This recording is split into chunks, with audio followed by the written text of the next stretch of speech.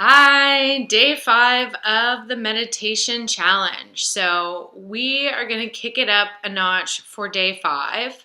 But first, let me back up. The reason I want to provide you with a variety of different meditation types over the course of 5 days is so that you can find what you prefer and what works best for you in terms of your schedule, your life, your personality, your characteristics, whatever the case may be, whatever works best for you. Everyone has different preferences. Certainly I have my preferences as well. So what I would recommend going forward is that you pick the type of meditation that works with your schedule, works best for you, and stick to that, whether that's a walking meditation, a guided meditation, or a mindful meditation where you focus on breath or some other focal point, for example. Sticking to one for 40 days will help you implement it into your life so that it becomes a daily habit. I do personally switch it up, but at first I only did guided meditations for a couple of months. It was just a lot easier for me to do that before I started to focus more on mindful meditations. So for the last day of the challenge, which of course you'll do tomorrow, I'm recommending a mindful meditation to give you just another taste of that. So day 1, we did a short breathing exercise, but this one will be a bit lengthier. So hopefully you'll be willing to give it a try. Personally, mindful meditation is one of my favorites. I have so many sort of inspirations and epiphanies and insights that arise after I've allowed my mind to rest and relax that the benefits are numerous.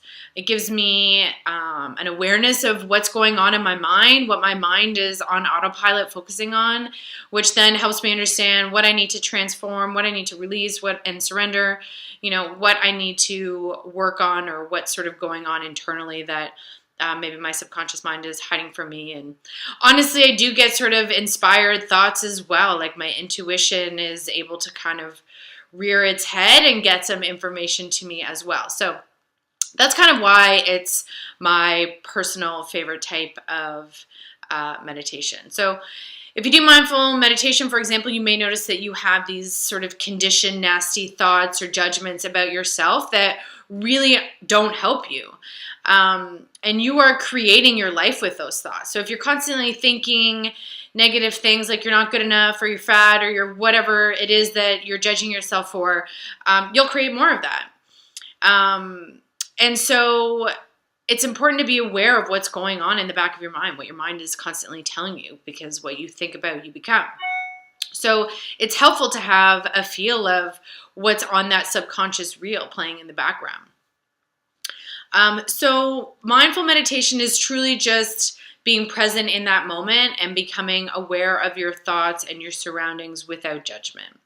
So we are the one who observes those wandering thoughts. We are not the thoughts. We're the one who observes those thoughts. So try not to become, during this process, try not to become too involved in those thoughts. Just be aware that they're there and come back to your breath or the counting, whatever it is you choose to be your focal point while you engage in the mindful meditation. So over time, you'll start to notice, the patterns you have in your thoughts or your feelings. And you'll begin to see how you judge yourself or perhaps others incessantly, depending on where your mind takes you. But you're able to sort of find a balance with a dedicated practice and release some of those judgments as you go along. So meditation is in essence about training your brain to bring your thoughts and feelings into your awareness. It's about examining who you are. It's about examining your place in the world. And it teaches you to appreciate every moment, the present moment. And as I've said before, it tones and strengthens your mind like a muscle. So during the practice, I recommend that you observe the moment. So some people say you quiet the mind, but really you might be quieting the mind, but you're still observing those thoughts. You can't, can't eliminate them entirely. You make a mental note of them, you don't judge them, you remind yourself that you're thinking, and you bring yourself back into the present moment. And so bringing yourself in the present moment is focusing on the breath, or if you want to count, or whatever it is that you choose to do, bring it back to that when your mind sort of goes into autopilot mode. And be kind to yourself during this process, right? Don't judge yourself for thinking. Don't judge yourself for whatever those thoughts are that come up. It's okay that these thoughts come up. That's natural. That's normal. You just remind yourself that you're thinking, and you go back to your focal point. Honestly, it gets so much easier with time as you continue the practice. So that's why I wanted to give you a variety, so you can find one that works for you, that makes it more likely that you'll continue with a meditation practice. So what to expect? I mean, I think it's important to talk about that. It may be, and I've heard from people who are starting their meditation practice have said, it may be frustrating at first. You might be bored. There might be some fear or anxiety. You might have pain or anger that comes up, and these are all normal things, right? You acknowledge them and you let them go. You're bringing them into your awareness, so you know what's going on in the back of your mind. So another thing I think is that people have expectations of what meditation is or will be, and they get fearful that maybe they're not doing it right, and you really can't do it wrong. So don't let that dissuade you from engaging in a meditation practice. During the practice, your job is sort of not to react to these thoughts. It's just, like I said, observing them, witnessing them, and being okay with the fact that they're there. You don't want to get into this judgment mindset. So again, if you're in a time crunch or whatever, or if you just want to make sure that you only meditate for a certain period of time, set a timer if that's helpful for you. Somewhere in the 10 to 15 minute mark would be good. I know that's probably a lot for beginners, but give it a shot if you're willing. Honestly, I think for the 5 days, you would be better off doing day 1 for a week, day 2 for a week, day 3 for a week, and so on, right? That's a slower sort of ease into the process, but I don't have time to do sort of a 5-week challenge saying the same thing over and over again. So that's what I would recommend, is to stick with 1 day for a number of days, a week or so, and then bringing yourself up to the day 5 challenge, the lengthier mindful meditation. So for the mindful meditation, you want to sit or lie down comfortably. I've said before, I do recommend sitting if that's possible, straight up with good posture, but you can lie down as well. The danger with lying down is that you might fall asleep, but you really do want to be comfortable, because like I've said in a previous video, if you're uncomfortable, you're thinking about the fact that you're uncomfortable. So while you're sitting down comfortably, start to bring yourself into the present awareness, right? So what are your legs doing? What are your arms doing? What is your body doing? Put your awareness on that. That brings you into this present moment, like I said. So close your eyes, of course. If you don't feel comfortable closing your eyes, you can sort of soften them a little bit. You don't have to close your eyes. Certainly in the walking meditation, you don't close your eyes. I do personally prefer to close my eyes. Otherwise, there's sort of distractions that get in the way for me. And then you breathe.